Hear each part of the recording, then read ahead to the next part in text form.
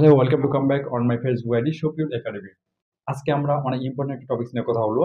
সেটা হচ্ছে যে তোমাদের যারা এসএসসি এবং এইচএসসি শিক্ষার্থী রয়েছে, বিশেষ করে বিজ্ঞান বিভাগের শিক্ষার্থী রয়েছে, তোমরা চাইলে কিন্তু আমাদের ভিডিওটা দেখতে পারো এবং তোমরা এখান থেকে অনেক কিছু শিখবে আশা করছি। Let's start.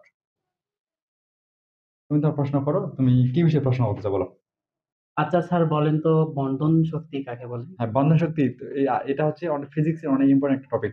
যে বন্ধন শক্তি, বন্ধন শক্তি হলো প্রয়োজনীয় সংখ্যক নিউক্লিয়ন একত্রিত যুক্ত হয়ে একটি স্থায়ী নিউক্লিয়াস গঠন করতে যে পরিমাণ শক্তি প্রয়োজন হয় তাকে বন্ধন শক্তি বলে। আবার হচ্ছে যে বন্ধন শক্তি প্রশ্ন যদি এমন বলা হয়ে থাকে যে বন্ধন শক্তি কি, তবে তোমরা উত্তরটা এভাবে বলবে যে প্রয়োজনীয় সংখ্যক নিউক্লিয়ন একত্রে যুক্ত হয়ে একটি স্থায়ী নিউক্লিয়াস গঠন করতে যে পরিমাণ শক্তি প্রয়োজন হয় তাকে বন্ধন শক্তি বলে। আশা ইয়েস করছি স্যার। বুঝেছো। যারা বুঝতে পারেনি অবশ্যই কমেন্টে জানাবে। তেজস্ক্রিয়তা। তেজস্ক্রিয়তা, তুমি এটা বলতে চাচ্ছো যে তেজস্ক্রিয়তা কাকে বলে। আচ্ছা, তেজস্ক্রিয়তা এটা কিন্তু অনেক ইম্পর্টেন্ট একটা প্রশ্ন। জি খুব ভালো প্রশ্ন করেছো, বিশেষ করে তোমরা যা পড়ালেখা করতেছো বিজ্ঞান বিভাগের শিক্ষার্থী, এসএসসি এবং এইচএসসি লেভেলের তোমরা যা বিজ্ঞান বিভাগের শিক্ষার্থী রয়েছে, তোমার জন্য এটা জি কিন্তু অনেক গুরুত্বপূর্ণ একটা টপিক যে তেজস্ক্রিয়তা কাকে বলে। জি স্যার।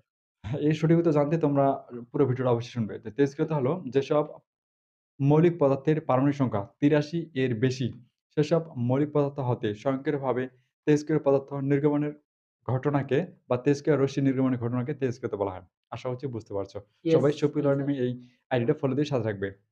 Answer correct.